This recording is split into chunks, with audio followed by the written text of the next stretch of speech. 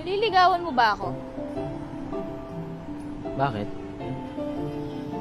Sasagutin mo na ba ako?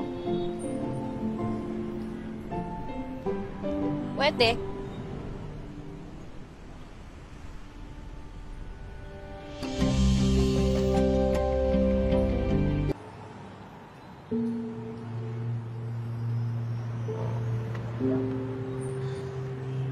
Importante ka sa akin, Sig.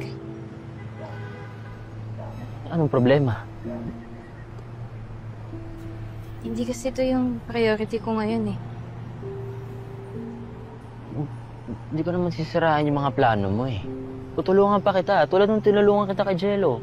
Okay naman tayo dalawa, di ba? Di ba partners tayo?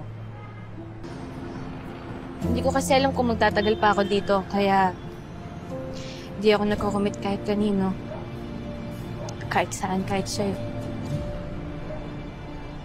Sige, hindi ko maintindihan, lady. Ano ba? Ano ibig mo sabihin? Wala akong naiintindihan eh. Ano ba yun?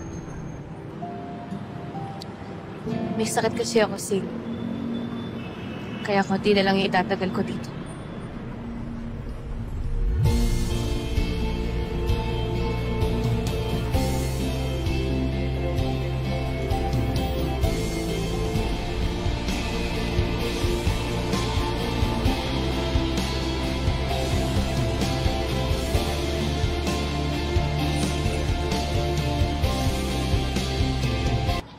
Ano sakit? Ano? Kailan pa?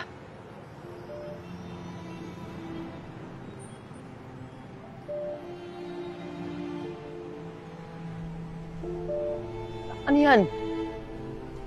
Saan mo nakuha yan? Doon ba sa kubento? May nanakit ba sa'yo? Hindi.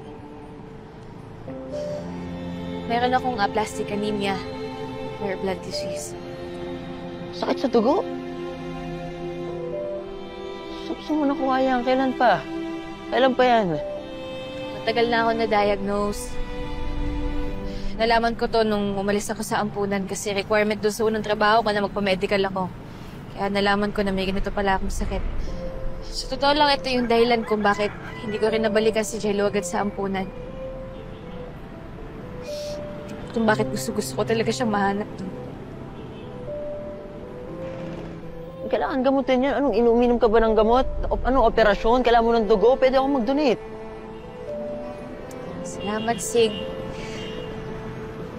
Pero wala na rin kasi lunas yung sakit ko eh. Tayo. Ano tayo? Sa totoo lang, Sig. Gusto ko.